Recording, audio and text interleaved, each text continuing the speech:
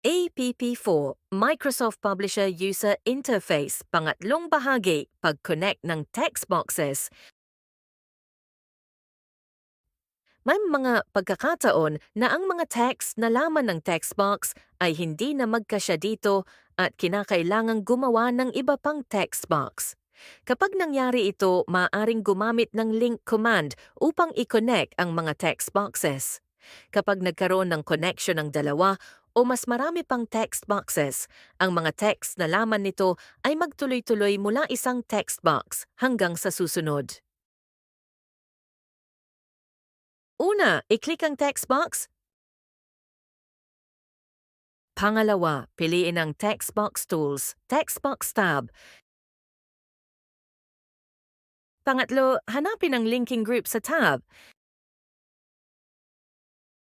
Pangapat, i-click ang create link command.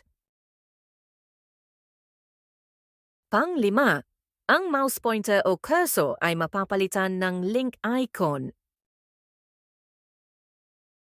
Pang-anim, i-click ang pwesto sa publication kung saan mo gustong maglagay ng bagong ilink na text box.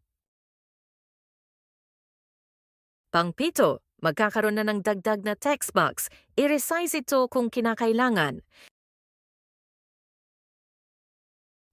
Pang-walo, magpatuloy sa pag-type ng text sa unang text. Mapapansin na kapag puno na ito, automatikong mapupunta ang cursor sa nailink na text box at dito ilalagay ang mga idadagdag na texts. Pag-modify ng text box. Gamit ang text fit.